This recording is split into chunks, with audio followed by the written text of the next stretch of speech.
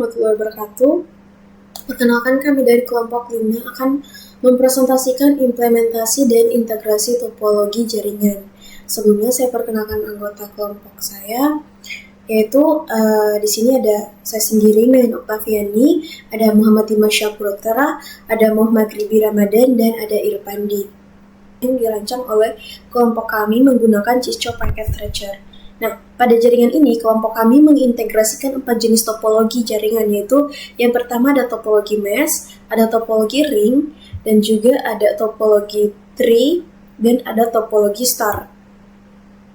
Nah, keempat topologi tersebut kemudian diintegrasikan menggunakan 2 buah router, yaitu router 4 dan router 5. Di sini, komponen perangkat yang digunakan pada jaringan ini terdiri dari PC sebagai endpoint, switch Cisco-nya sebagai penghubung dalam jaringan lokal, router sebagai penghubung antar jaringan, dan kabel UTP sebagai media transmisi, serta konektor RJ45 sebagai penghubung kabel ke perangkat jaringan.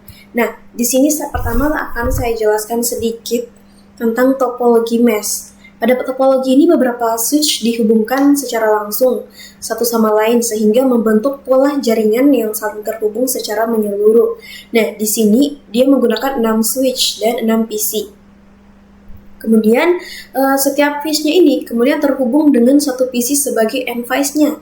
Nah, karakter utama topologi mesh adalah memiliki banyak jalur komunikasi antar perangkat, sehingga apabila salah satu jalurnya ini mengalami gangguan, maka data masih dapat dikirim melalui jalur alternatif lainnya. Kemudian di sini saya akan lanjut ke topologi ring, di mana pada topologi ini beberapa switch yaitu dihubungkan secara berurutan hingga membentuk jalur lingkaran seperti ini. Nah, di sini dia menggunakan juga ada 5 switch dan ada 5 PC. Nah, setiap switch terhubung dengan satu PC sebagai perangkat pengguna. Pada topologi ring, data akan mengalir dari satu perangkat ke perangkat lainnya, sehingga mencapai perangkat tujuan. Nah, selanjutnya kita ke topologi tree, di mana topologi ini terdiri dari satu switch utama yang berfungsi sebagai pusat jaringan yang kemudian terhubung dengan dua switch cabang serta ada 6 PC. Nah, setiap switch cabang ini kemudian menghubungkan beberapa komputer sebagai endpoint-nya sehingga membentuk struktur jaringan yang bertingkat menyerupai bentuk pohon. Nah, struktur ini membuat jaringan menjadi lebih terorganisir dan memudahkan pengelolaan jaringan ketika jumlah perangkat semakin banyak. Kemudian di sini topologi yang terakhir yaitu topologi star. Nah, pada bagian ini digunakan satu switch pusat yang menghubungkan beberapa PC 1, 2, 3, 4, 5. Nah, seluruh komunikasi antar perangkat dalam jaringan akan melewati switch pusat tersebut. Jadi topologi ini relatif mudah di dalam instalasi serta pengelolaan jaringan karena seluruh koneksi terpusat pada satu perangkat. Kemudian untuk menghubungkan router tersebut, untuk menghubungkan keempat topologi tersebut digunakan router 4 dan router 5 sebagai gateway antar jaringan. Nah, router ini memungkinkan perangkat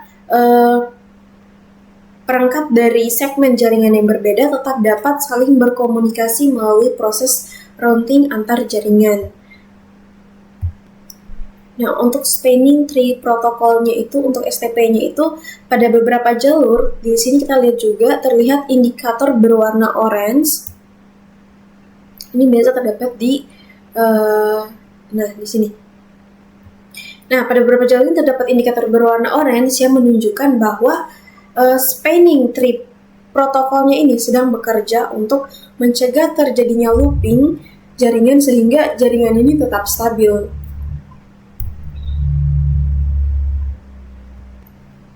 Nah, mungkin Setelah memahami struktur topologi jaringan yang digunakan, selanjutnya akan dijelaskan mengenai skema IP addressing-nya yang digunakan pada jaringan ini. Assalamualaikum warahmatullahi wabarakatuh. Perkenalkan, nama saya Pandi dengan NIM @551249096. Nah, pada kesempatan kali ini saya akan menjelaskan topologi jaringan yang saya rancang, yaitu topologi star. Nah, topologi star ini merupakan topologi merupakan topologi jaringan komputer yang dimana semua perangkat dalam jaringan terhubung ke satu perangkat pusat, yaitu switch. Karena semua perangkat terhubung ke satu titik pusat, maka bentuk jaringannya itu merupai bintang, yang sehingga disebut sebagai topologi star. Nah, pada topologi yang saya buat di Cisco ini terdapat satu buah switch dan 5 sebuah visi, yaitu sebagai end device. Nah, dan menggunakan kabel UTP dengan cara ini setiap perangkat yang memiliki jalur koneksi sendiri menuju ke switchnya. Nah, dalam proses komunikasi data, ketika satu komputer ingin mengirim data ke komputer lain, maka data tersebut akan melewati switch terlebih dahulu. Nah, kemudian switch akan membaca alamat tujuan dan meneruskannya ke perangkat yang akan dituju. Dengan mekanisme ini, pengiriman data dalam jaringan dapat berjalan lebih teratur dan efisien. Untuk pengelamatan jaringannya, setiap komputer diberikan alamat IP yang berbeda, namun masih berada dalam jaringan yang sama. Contohnya seperti ini. IP-nya itu 192.168.30.1. Nah, untuk jaringannya itu berada pada 30. Hal ini bertujuan agar setiap perangkat dapat saling berkomunikasi tanpa terjadinya konflik alamat IP. Nah, topologi star sendiri memiliki beberapa kelebihan, yaitu salah satunya adalah memudahkan dalam pengelolaan jaringan. Jika salah satu komputer mengalami gangguan atau kabelnya terputus, maka perangkat lain dalam jaringan ini tetap bisa berfungsi dengan normal karena koneksinya tidak saling bergantung. Namun, topologi ini juga memiliki kekurangan, yaitu ketergantungan satu pada satu perangkat pusat. Jika switch-nya mengalami kerusakan, maka seluruh jaringan yang terhubung ke switch ini tersebut tidak dapat berkomunikasi. Sekian dari saya, terima kasih. Baik, selanjutnya saya akan menjelaskan di bagian skema IP addressing. Di sini ada tabel IP seluruh device-nya. Nah, pada perancangan jaringan ini, setiap perangkat diberikan alamat IP agar dapat saling berkomunikasi dalam jaringan. Nah, pengalamatan yang digunakan adalah IP versi 4, yaitu sistem pengelamatan jaringan yang paling umum digunakan pada jaringan komputer. Nah, dalam jaringan ini ada dua kelas IP yang digunakan, yaitu kelas C dan kelas A. Nah, alamat IP kelas C digunakan untuk perangkat komputer atau end device karena jaringan kelas C sangat cocok digunakan untuk jaringan lokal atau LAN, yaitu jaringan komputer yang terhubung ke beberapa perangkat dalam area yang terbatas atau tidak terlalu besar. Nah, contohnya adalah alamat IP seperti 192.168.30.1. Itu adalah contoh alamat IP kelas C. Nah, sedangkan alamat IP kelas A digunakan pada perangkat router yang berfungsi sebagai penghubung antar jaringan. Alamat IP kelas A dipilih karena memiliki jangkauan jaringan yang lebih luas dan biasanya digunakan sebagai jalur penghubung antar segmen jaringan. Nah, dengan adanya pengelamatan jaringan ini, setiap perangkat dalam jaringan memiliki identitas unik, sehingga proses pengiriman dan penerimaan data dapat berjalan dengan baik tanpa terjadi konflik alamat. Selanjutnya adalah pembagian segmen atau subnet jaringan. Nah, dalam jaringan kelompok kami yaitu setiap topologi jaringan ditempatkan pada segmen jaringan yang berbeda. Tujuannya dari pembagian segmen ini adalah untuk mempermudah pengelolaan jaringan serta menghindari konflik IP yang terjadi. Nah, setiap topologi memiliki alamat jaringan yang berbeda. Contohnya seperti pada topologi star yaitu dengan awalan jaringan 30 untuk. Nah, pada topologi tree awalan jaringannya itu 10, pada topologi ring awalan jaringannya 20, dan pada topologi full mesh awalan jaringannya itu 40. Nah, dengan pembagian ini, maka setiap topologi memiliki subnet atau jaringan tersendiri. Nah, meskipun berbeda jaringan, seluruh perangkat tetap dapat saling berkomunikasi karena dihubungkan melalui router. Nah, pembagian segmen ini juga membantu dalam mengatur lalu lintas data, meningkatnya keamanan jaringan, serta memudahkan proses identifikasi jika terjadi gangguan pada salah satu jaringan. Baik, selanjutnya ada penjelasan integrasi router dan default gateway. Nah, untuk menghubungkan seluruh topologi jaringan yang berbeda tersebut digunakan sebuah router, yaitu router 4 dan router 5. Nah, router ini berfungsi sebagai perangkat penghubung antar jaringan yang memiliki segmen atau alamat IP yang berbeda. Dalam topologi jaringan ini, router 4 dan router 5 saling terhubung dan menjadi alur komunikasi antar topologi. Router ini Nah, setiap router ke terhubung ke beberapa jaringan yang berbeda sehingga dapat meneruskan data dari satu ke jaringan lainnya. Nah, selain itu, setiap komputer pada jaringan juga harus dikonfigurasi dengan default gateway. Nah, default gateway ini merupakan alamat IP router yang digunakan sebagai jalur keluar bagi komputer ketika ingin mengirimkan data ke jaringan lain. Ini contoh default gateway-nya, yaitu 192.168.20.254. Itu adalah contoh jaringan gateway-nya. Nah, jika default gateway tidak diatur, maka komputer hanya dapat berkomunikasi dengan perangkat yang berbeda pada jaringan yang sama saja dan tidak dapat mengakses ke jaringan lainnya. Nah, oleh karena itu, pengaturan IP address dan default gateway sangat penting agar seluruh perangkat pada jaringan yang berbeda dapat saling berkomunikasi melalui router. Nah, mungkin itu saja yang dapat saya jelaskan. Sekian dari saya. Terima kasih. Assalamualaikum warahmatullahi wabarakatuh. Perkenalkan, nama saya Muhammad Maghribi Ramadan dengan NIM F551244104.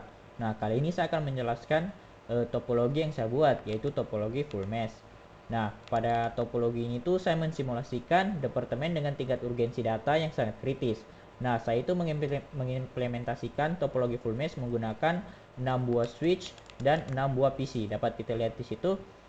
Saya itu taruh IP-nya itu dengan rentang 192.168.40.1 sampai dengan 192.168.40.6. Nah, keistimewaan topologi yang saya buat ini itu terletak pada jumlah interkoneksinya. Jadi, setiap switch itu terhubung langsung ke 5 switch lainnya secara point to point. Nah, arsitektur ini itu menjamin tingkat fault tolerance atau toleransi kegagalan yang absolut atau hampir kecil kemungkinan dia untuk gagal. Nah, jika seumpamanya ada satu atau bahkan dua kabel antar switch itu yang terputus secara bersamaan, koneksi antar PC itu tidak terganggu karena data yang dimiliki itu banyak jalur alternatif untuk mencapai tujuannya. Nah, mungkin dapat kita lihat di situ juga ada banyak titik-titik oranye. Nah, titik oranye itu bukan error, melainkan bukti bahwa spanning tree protocol atau STP itu sedang bekerja sempurna. Karena topologi ini itu memiliki banyak jalur yang membentuk putaran atau loop. Jadi STP itu secara otomatis memblokir port-port yang redundan. Terus jalur yang diblokir itu ini itu berstatus standby dan akan otomatis menjadi hijau atau aktif kembali jika jalur utamanya itu terputus. Jadi sekian dari saya, selanjutnya akan dilanjutkan oleh teman saya. Assalamualaikum warahmatullahi wabarakatuh. Perkenalkan, nama saya Muhammad Maghribi Ramadan dengan NIM F551-24104. Kali ini saya akan menjelaskan pembuktian konektivitas dan simulasinya. Nah, di sini saya akan melakukan ping ke IP 192.168.40.2.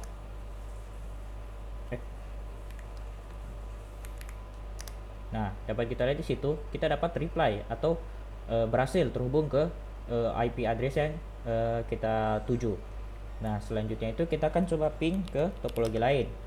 Misalnya itu topologi ring dengan IP address 192.168.20.2. Nah, sini masih memproses,